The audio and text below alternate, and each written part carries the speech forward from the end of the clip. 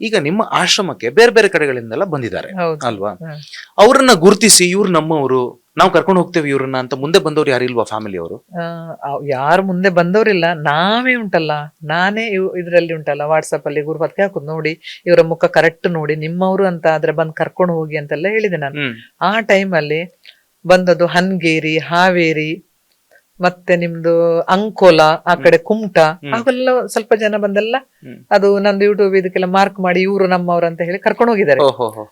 ಮತ್ತೆ ಕೆಲವು ಮಂದಿ ನಂಗೆ ಗೊತ್ತುಂಟು ಎಲ್ಲಿ ಅವರು ಅಂತ ಹೇಳಿದ್ರೆ, ಆದ್ರೆ ಎಷ್ಟೇ ಫೋನ್ ಮಾಡಿದ ಅವ್ರು ಹೇಳುದು ನಾವೇ ಕಷ್ಟದಲ್ಲಿ ಇದ್ದೇವೆ, ಅವ್ರಂತಂದು ಎಂತ ಮಾಡುದು ನಾವು, ಹಾಗೆ ಹೇಳೋರು ಕೂಡ ಇದ್ದಾರೆ. ಕೆಲವು ಎಲ್ಲಿ ಮನೆ ಉಂಟು ನಂಗೆ ಗೊತ್ತುಂಟು, ನಾನು ಅವತ್ತು ಹೇಳುದು ಬನ್ನಿ ಕರ್ಕೊಂಡು ಹೋಗಿ, ತುಂಬಾ ಇದಾಗಿದ್ರಲ್ಲ ನಾಳೆ ಎಲ್ಲ ಮೇಡಮ್, ನಾವು ಹೇಗೆ ನಮ್ದೇ ಜೀವನ ತೆಗಿಲಿಕ್ಕೆ ಕಷ್ಟ ಉಂಟು, ನಮ್ಗೆ ಮನೇಲಿ ಯಾರಿಲ್ಲ, ನಾವೇನೋ ಬೀಡಿ ಕಟ್ಟೇನೋ ಇದು ಮಾಡ್ತಾ ಇದ್ದೀವಿ, ಹಾಗೆ ಹೇಳೋರು ತುಂಬಾ ಜನ ಇದ್ದಾರೆ. ಗೊತ್ತಿದ್ದು ಕರ್ಕೊಂಡು ಹೋಗೋದಿದ್ರೆ ತುಂಬಾ ಜನ ಇದ್ದಾರೆ. ತುಂಬಾ ಜನ ಕರ್ಕೊಂಡು ಹೋದವರು ಕೂಡ ಇದ್ದಾರೆ, ನಮ್ಮವರು ಅಂತ ಹೇಳಿ ಬಂದು ಕರ್ಕೊಂಡು ಹೋದವರು ಕೂಡ ಇದ್ದಾರೆ. ತುಂಬಾ ಜನ ಆ ಕಷ್ಟ ಎಲ್ಲ ನಿಮ್ಮ ನಿಮ್ಮ ಮೈ ಮೇಲೆ, ನಮ್ದು ಎಂತ ಮಾಡೋದು. ನಿಜ ಹೇಳ್ಬೇಕಾದ್ರೆ ನಮ್ಮ ಆಶ್ರಮ ನಮ್ಗೆ ತುಂಬಾ ಕಷ್ಟ ಉಂಟು. ಅದಕ್ಕೆ ನಾವು ಎಲ್ಲಿ ಯಾವುದೇ ಒಂದು ಯೂಟ್ಯೂಬ್ ಆಗ್ಲಿ ಯಾವ ಅಡ್ವರ್ಟೈಸ್ಮೆಂಟ್ ಅಲ್ಲಿ ನಮ್ಗೆ ಹಣ ಕೊಡಿ, ನಾವು ಕಷ್ಟದ ನಾವ್ ಎಲ್ಲಿ ಹೇಳ್ಕೊಳ್ಳಿಲ್ಲ. ನಾವು ಭಾರ ಹಾಕುದು ದೇವರ ಮೇಲೆ. ದೇವರ ಇಷ್ಟೊಂದು ಜನ ನೀ ಕಳ್ಸಿದ್ಯಾ, ಉಪವಾಸ ಒಂದು ಮಲಗಿಸಬೇಡ, ಇಷ್ಟು ದೇವರ ಹತ್ರ ಬೇಡ್ತೇವೆ. ನಾವು ಯಾರ ಹತ್ರ ಕೂಡ ಪಬ್ಲಿಕ್ ಹತ್ರ ಆಗ್ಲಿ ಯಾರತ್ರ ಯಾವ ಅಡ್ವರ್ಟೈಸ್ಮೆಂಟ್ ಕೂಡ ನಾವು ₹1 ನಾವು ಕೇಳಿಲ್ಲ. ನಾವೆನಿಸುದು ಇಷ್ಟೇ, ಈಗ ನಮ್ಮ ಬುಡಕ್ಕೆ ಕಳಿಸಿದರೆ ಇಷ್ಟೊಂದು ಏರು. ಈಗ ಮೊನ್ನೆ ಶಾಂತಮಾರ್ ಬಂತು, ಶಾಂತಮಾರಲ್ಲಿ ಒಬ್ಳು ಅಜ್ಜಿ ಕಣ್ಣೇ ಕಾಣುದಿಲ್ಲ, ಅವಳನ್ನು ಅಲ್ಲಿ ಒಂದ್ ಕಡೆ ಇದ್ಲು. ಯಾರು ನಂಗೆ ಫೋನ್ ಮಾಡಿದ್ರು, 2 ಕಣ್ಣು ಕಾಣದಿದ್ದ ಅಜ್ಜಿ ಒಬ್ರು ಇದ್ದಾರೆ, ಎಂತ ಮಾಡೋದಂತ. ಒಮ್ಮೆ ಎನಿಸುದು ಅಲ್ಲ, ಇಷ್ಟು ಜನರನ್ನ ಯಾರು ಫೋನ್ ಮಾಡ್ತಾರೆ ನಂಗೆ.